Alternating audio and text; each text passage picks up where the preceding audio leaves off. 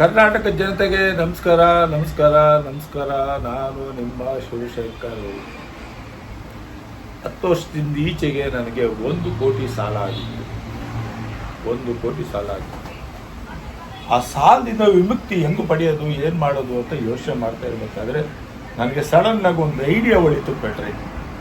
ಯಾರೋ ಹೇಳಿದ್ರು, ಮನೆಯಿಂದ ತೊಗೊಂಡೋಗಿ ಇಸ್ಪಿಟಾಡ್ರಿ ನೀವು, ದುಡ್ಡು ಬರುತ್ತೆ ಅಂತ ಹೇಳಿದ್ರು.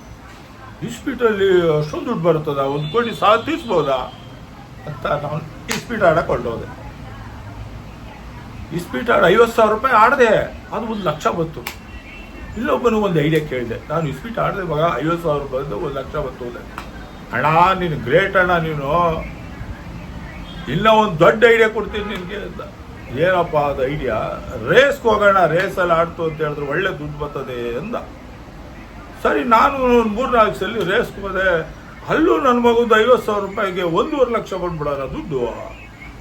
ಏನಪ್ಪ ಇಷ್ಟೆಲ್ಲ ಕಷ್ಟ ಬೀಳ್ದಲ್ಲೇ ನಾವು ಸಂಪಾದನೆ ಮಾಡ್ಬೋದಾ ದುಡ್ಡ ಅಂದ್ಕೊಂಡು ಯೋಚನೆ ಮಾಡಿಕೊಂಡು, ಅಷ್ಟೊಂದು ದುಡ್ಡಿತ್ತಾ ಸಾಕದೆ ಎಂಜಾಯ್ ಮಾಡಿದೆ. ಮನೆ ಮಕ್ಕಳಿಗೆಲ್ಲ ಏನೇನು ಬೇಕೆಲ್ಲ ಕೊಡಿಸ್ದೆ, ಎಂಜಾಯ್ ಮಾಡಿದೆ. ಬಂಬಡ ನಾನು ಎಂಜಾಯ್ ಮಾಡಿದೆ. 2 ಲಕ್ಷ ದುಡ್ಡು 50,000 ರೂಪಾಯಿನಲ್ಲಿ ಯಾರಿಗುಂಟು ಯಾರಿಗಿಲ್ಲ. ಅದು ಒಡವೆ ತಾಳೋಗಿ ಇಕ್ಕಿದ ದುಡ್ಡು. ಏನು ನಾನೇನು ಎಲ್ಲಿ ಬತ್ತ ದುಡ್ಡು 50,000 ಎಲ್ಲೂ ಬರ್ತಾ ಇರಲಿಲ್ಲ. ಒಡವೆ ಇತ್ತು, ಅದು ತಗೊಂಡೋಗಿ ಇಟ್ಬಿಟ್ಟು ದುಡ್ಡೆ 2 ಲಕ್ಷ ರೂಪಾಯಿಲ್ಲ. ಇಲ್ಲೊಬ್ಬನ್ನ ಕೇಳಿದೆ, ಮಗ ನೋಡು ರೇಸ್ ಆಡಿದ್ಕೆ 1.5 ಲಕ್ಷ ಹೊಡೆದೆ, ಇಸ್ಪೀಟ್ ಆಡಿದ್ಕೆ 50,000 ಗಿದ್ದೆ, ಬೇರೆ ಏನಾದ್ರು ಐಡಿಯಾ ಕೊಡು ಅಂತ ಅವನು ಕೇಳಿದೆ. ಮುಂದೆ ಮಗ ಒಳ್ಳೆ ಐಡಿಯಾ ಕೊಟ್ಟಾರಿ. ಏನು ಗೊತ್ತಾ, ಏನಿಲ್ಲ, ಆರಾಮಾಗಿ ಇಲ್ಲಿಂದ ಇದ್ರಲ್ಲಿ ಹೋಗೋದು, ದೇವನಹಳ್ಳಿ ಏರ್ಪೋರ್ಟಿಂದ ಇದಕ್ಕೆ ಹೋಗೋದು, ಇಲ್ಲಿ ಗೋವಾಕ್ಕೆ ಹೋಗೋದು ಅಷ್ಟೇ. ಗೋವಾಕ್ಕೆ ಹೋಗೋದು, ಕ್ಯಾಸಿನಾಗೆ ದುಡ್ಡು ತೊಗೊಂಡೋದ್ರೆ ಆ ಕಡೆ ಈ ಕಡೆ. ನಾನು ಒಂದು 2 ಲಕ್ಷ ಇತ್ತಲ್ಲ, 2 ಲಕ್ಷ ರೂಪಾಯಿ ಸಾಲ ಮಾಡೋಣ ನಮ್ಮ 1 ಕೋಟಿ ರೂಪಾಯಿ ಸಾಲ ಆಗೈತಂತೆ, ಇನ್ನು 2 ಲಕ್ಷ ಏನು ಅಂದ್ಬಿಟ್ಟು ಯಾವುದೋ ಮನೆಗಿನೇ ತಗೊಂಡೋಗಿ ಮಿರ್ಚ್ ಮಾಡಿಬಿಟ್ಟು 4 ಲಕ್ಷ ದುಡ್ಡು ತೊಗೊಂಡೋಗಿ ನಾನು ಗೋವಾಗೆ ಫ್ಲೈಟಲ್ಲಿ ಹೋದೆ. ಕ್ಯಾಸಿನೋಗೆ ಹೋಯ್ತು ಅಂತ ಹೇಳಿದ್ರೆ, ಅಲ್ಲಿ ನನ್ನ ಮಗಂದು ಫಸ್ಟ್ ಟೈಮ್ ಹೋದಾಗ 4 ಲಕ್ಷಕ್ಕೆ ಇನ್ನೂ 4 ಲಕ್ಷ ಬಂದ್ಬಿಡ್ತು. ಏನೋ ಖುಷಿ. ನಾವು ಮನೇಲಿ ಬಂದು ಇಲ್ಲಿ ಯಾಕೆ ದುಡಿಬೇಕು, ಇಷ್ಟೊಂದು ದುಡ್ಡು ಬತ್ತಾಯ್ತು ಅಂದಮೇಲೆ ಯಾಕೆ ದುಡಿಬೇಕು, ದಿನ ಹೋಗು ಅಂತ ಶುರು ಮಾಡಿದ್ರು. ನಾನೇನು ಮಾಡಿದೆ, ದಿನ ಎಲ್ಲಿ ಹೋಗೋಕ್ಕಾಯ್ತದೆ, ಕೆಲಸ ಕಾರ್ಯ ಬಿಟ್ಟು 3 ದಿನಕ್ಕೂ ಒಂದ್ಸಲಿ ಹೋಗೋದು. ಗೋವಾ, ಈ ಕಡೆ ಶ್ರೀಲಂಕಾ, ಈ ಕಡೆ ಎಲ್ಲ ಕ್ಯಾಸಿನೋಗೆ ಹೋಗೋದು. ಕ್ಯಾಸಿನೋ ಅಂದರೆ ಅದು ಒಂಥರ ಕ್ಲಬ್ ರೀ. ಇಷ್ಟು $, ಅಂತ ದುಡ್ಡು ನೀವೆಲ್ಲ 50,000 1 ಲಕ್ಷ ಇಟ್ಕೊಂಡು ಹೋದ್ರೆ ಆಗಲ್ಲ. ಮಿನಿಮಮ್ 5 ಲಕ್ಷ ಇಟ್ಕೊಂಡು ಹೋಗ್ಬೇಕು ಕ್ಯಾಸಿನೋಗೆ.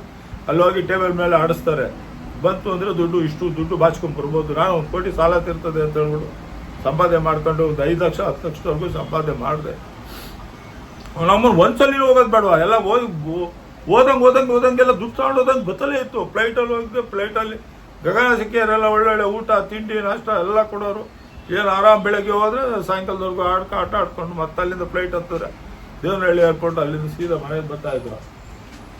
ಇಂಥ ಸದಾವಕಾಶ ಯಾರಿಗೆ ಸಿಗ್ತದೆ? ನಾನು ಆಡಿ ಎಲ್ಲ ಸಾಲನೂ ತೀರಿಸ್ತಿಲ್ಲ ಕಣ್ರಿ.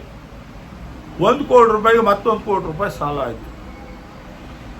ಒಂದು 3 ದಿವಸ ಹೋದ, 3 ದಿವಸನೂ ಬತ್ತು ಇಷ್ಟು ದುಡ್ಡು ಬಂತು. ಅದಕ್ಕೆ ನಿಮ್ಗೆ ಏನಾದ್ರೂ ಸಾಲಗಾರರು ಜಾಸ್ತಿ ಇದ್ದರೆ ಮತ್ತೆ ಇನ್ನೊಂದಷ್ಟು ಸಾಲ ಮಾಡಿರಿ. ನೀವು ಸಾಲ ಮಾಡಿ ಇಸ್ಪೀಟ್ ಆಡ್ರಿ, ರೇಸ್ ಆಡ್ರಿ, ಆಮೇಲೆ ಇನ್ನು ಏನೇನು ಬೇಕೆಲ್ಲ ಶೋಕಿ ಮಾಡ್ರಿ. ದುಡ್ಡು ಬರೋ ಅಂಥದ್ದು ಏನೇನೈತೆ ಎಲ್ಲ ಮಾಡ್ರಿ.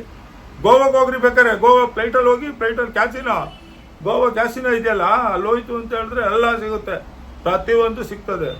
ಇಂಥದ್ದು ಇಲ್ಲ ಅನ್ನಂಗಿಲ್ಲ. ಏನಾದ್ರು ಹೋಗೋದಿದ್ರೆ ಹೋಗಿ ಒಳ್ಳೆ ದುಡ್ಡು ಸಂಪಾದನೆ ಮಾಡ್ಕೊಂಡು ಬರ್ಬೋದು. ಮನೆ ಮಠ ಯಾವ್ದಾದ್ರು ಇದ್ರೆ ಎಲ್ಲ ಅಡಮಾನ ಇಟ್ಬಿಡಿ. ಸುಮ್ಮನೆ ಏನಕ್ಕೆ ಇಟ್ಕೊಂಡಿರ್ತೀರ ನೀವು? ಎಲ್ಲರೂ ಹೋದ್ರೆ 1 to double ಆಗ್ಬೋದು, ಡಂಕು ಡಬಲ್ ಬಂಬಾಟ ಆಗ್ಬೋದು. ಹೇಳಿದ್ದೀನಿ, ನಿಮಗೆ ಸಾಲಗಾರ ಕಾಟ ಜಾಸ್ತಿ ಆಗಿ ನಿಮಗೆ ಸಾಲ ತೀರ್ಸಕ್ಕೆ ಆಗ್ದಲೇ ಇದ್ದರೆ ಇನ್ನೊಂದಷ್ಟು ಸಾಲ ಮಾಡಿಬಿಟ್ಟು ಶ್ರೀಲಂಕಾದಲ್ಲಿ ಬೇಜಾನ್ ಕ್ಯಾಸಿನೋಗಳಿವೆ, ಗೋವಾದಲ್ಲಿ ಕ್ಯಾಸಿನೋ ಇವೆ. ಬೆಂಗಳೂರಿಂದ ಡೈಲಿ ಏನಿಲ್ಲ ಅಂದರೂ 1000 ಜನ ಅಪ್ ಆ್ಯಂಡ್ ಡೌನ್ ಮಾಡ್ತಾರೆ. ಕ್ಯಾಸಿನಾಗ ಹೋಗಿ ದುಡ್ಡು ಹೊಡ್ಕೊಳ್ಳೋದು ಬರೋದು ದುಡ್ಡು. ನಾನು ಏನಪ್ಪ ಇವರೆಲ್ಲ ನೆನ್ನೆ ಏನು ಇರಲಿಲ್ಲ, ನಮ್ಮ ಇವತ್ತು ನೋಡಿದ್ರೆ ಬೆಂಚ್ ಕಾರು ಆಡಿ ಕಾರ್ನಲ್ಲಿ ಓಡಾಡ್ತಾರೆ ನೋಡಿದ್ರೆ ಈ ಕೆಲಸ ಮಾಡ್ತಾರೆ. ನಾನು ಈಗೇನು ಮಾಡಿದ್ದೀನಿ, 1 ಕೋಟಿ ರೂಪಾಯಿಗೆ 2 ಕೋಟಿ ರೂಪಾಯಿ ಸಾಲ ಆಗೈತೆ ಅಷ್ಟೇ. ಮತ್ತೆ 2 ಕೋಟಿ ರೂಪಾಯಿ ಸಾಲ ಮಾಡಿದ್ದೀನಿ. ಮನೆ ಪೇಪರ್ ಅವ್ರಿಗೆ ಇಟ್ಬಿಟ್ಟಿದ್ದೀನಿ. ನಾನು ಇವಾಗ ನೆಮ್ಮದಿಯಾಗಿದ್ದೀನಿ. ನಾನು ಸಾಲಗಾರನಾಗಿ ಈಗ ನೆಮ್ಮದಿಯಾಗಿದ್ದೀನಿ, ತೊಂದರೆ ಇಲ್ಲ. ನಿಮ್ಗೇನಾದ್ರೂ ಈ ಥರ ದುಡ್ಡು ಮಾಡಬೇಕು ಅನ್ನೋ ಐಡಿಯಾ ಏನಾದ್ರು ಇತ್ತು ಅಂತ ಹೇಳಿದ್ರೆ ಸೀದಾ ಗೋವಾಗೆ ಹೋಗಿ ಇಲ್ಲ ಶ್ರೀಲಂಕಕ್ಕೆ ಹೋಗಿ. ಹೋಗ್ತೀರ ತಾನೇ? ನಾನು ಮತ್ತೆ ಕೇಳ್ತಿರತ್ತಾನೆ, ಕೇಳ್ರಿ ನೋಡೋಣ. ಹೋಗಿ ಇಸ್ಪೀಟ್ ಆಡೋದು, ರೇಸ್ ಆಡೋದು ಇವೆಲ್ಲ ಮಾಡ್ರಿ. ಇವೆಲ್ಲ ಸುಮ್ಮನೆ ದುಡ್ಡು ಇಟ್ಕೊಂಡು ಏನ್ರಿ ಮಾಡ್ತೀರಾ? ಮನೆ ಮಠ ಎಲ್ಲ ಹಾಳು ಮಾಡ್ಕೊಳ್ರಿ. ಸುಮ್ಮನೆ ಏನು ಮಾಡ್ತೀರಿ? ಏನು ಮಾಡ್ತೀರಿ? ದುಡ್ಡೆಲ್ಲ ಯಾರಿಗೂ ಕೊಡಲ್ಲ, ಏನಿಲ್ಲ. ಒಬ್ಬರೇ ತುಕ್ಕು ಹಿಡಿತದೆ ಅದೆಲ್ಲ. ಮನೆ ದುಡ್ಡು ಹಿಡಿದ್ರೆ ಎಲ್ಲ ಜಾಡ್ ಕಟ್ಬಿಡ್ತದೆ. ಬೇಗ ಕೆಲಸ ಮಾಡಿ, ನೀವು ಹೋಗಿ ಬೇಗ ಹೋಗಿ ಸಂಪಾದನೆ ಮಾಡ್ಕೊಂಬನ್ನಿ.